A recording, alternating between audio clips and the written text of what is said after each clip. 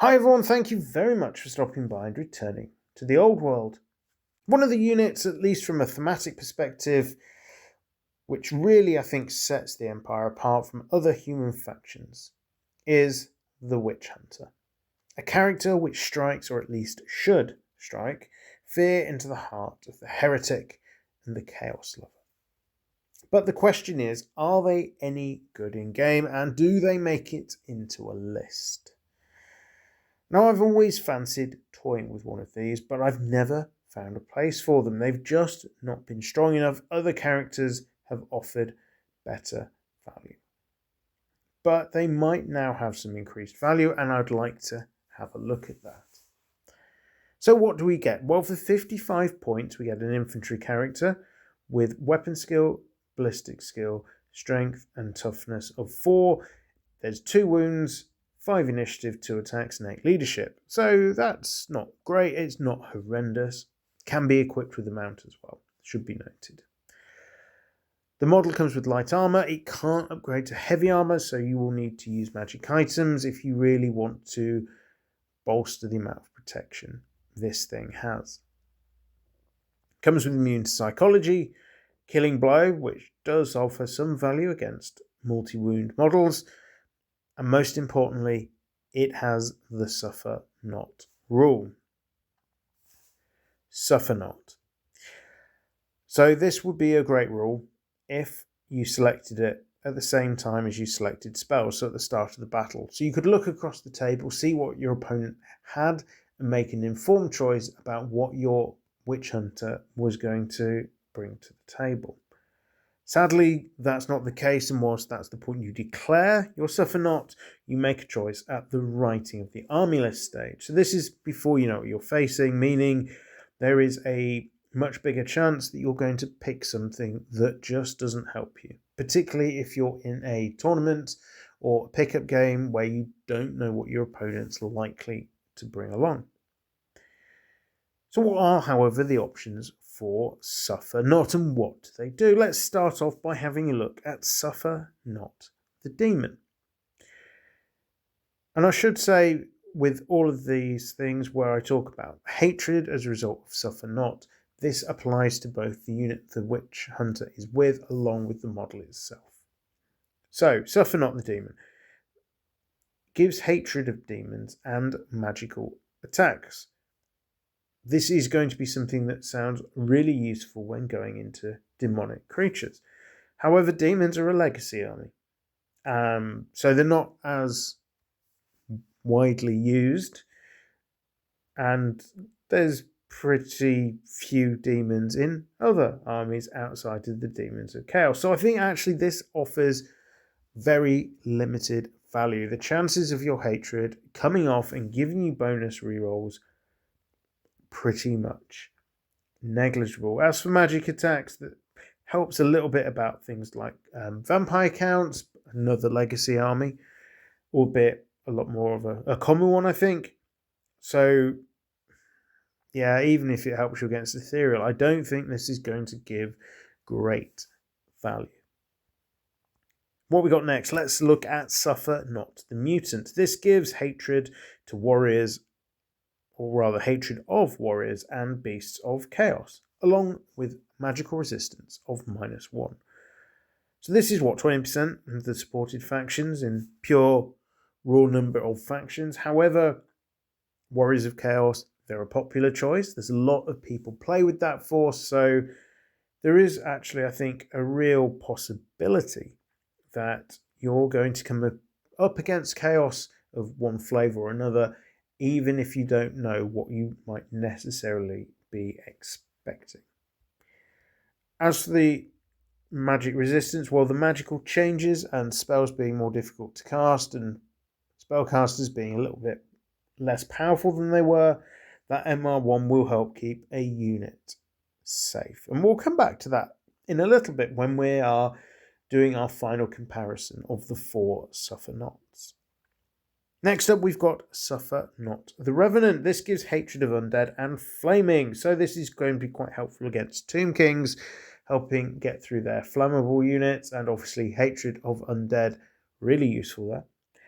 It'll also add some value against vampire counts. They've got less flaming for you need to, or rather less flammable that you need to worry about, but the massive undead things, getting rerolls against those quite handy. With undead factions being particularly strong, Tomb King's one of the top factions in the games success-wise, or at least have been.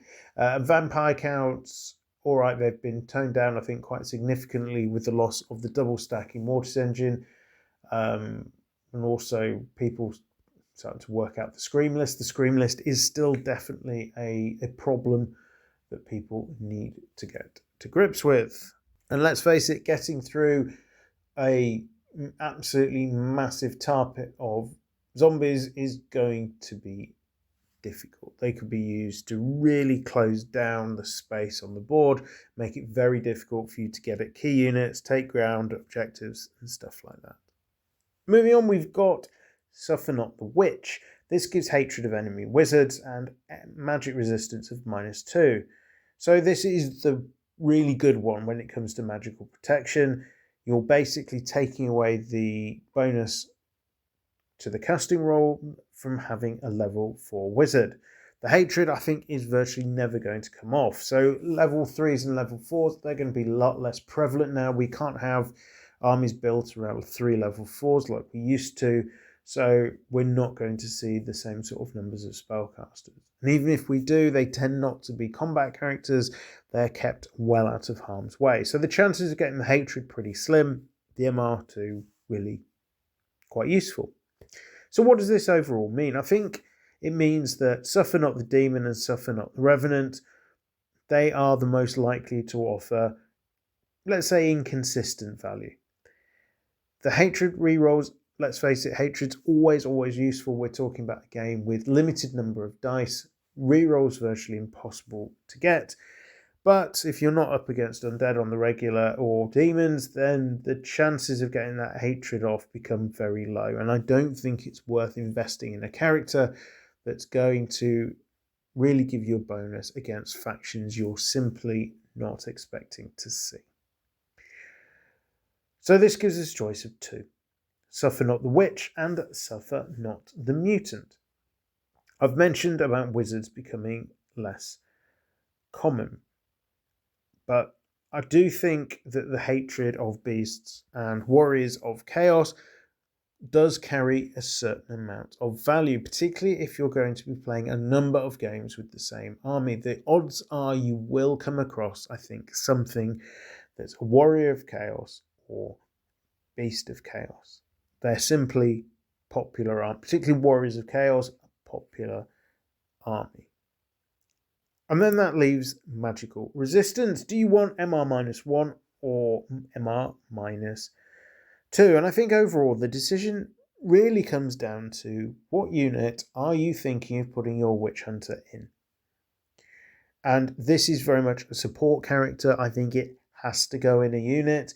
Running around by himself really takes away pretty much all of his value. So if you're going in a defensive blob that wants to sit around, it wants to not be hexed and magic missiled into non-existent while it's stood in the open on an objective, for example, MR -2 is going to really help you out here. And I think that offers greater value even without worrying about, well, you're not going to get into combat with an enemy wizard. The MR -2 can be buffed as well in other ways, so you get a unit which is going to have to be dealt with the old-fashioned way. Whether your unit's tough enough to deal with the old-fashioned way, of course, remains to be seen. The other option is to go with a fast-moving, aggressive combat unit mounting your witch hunter.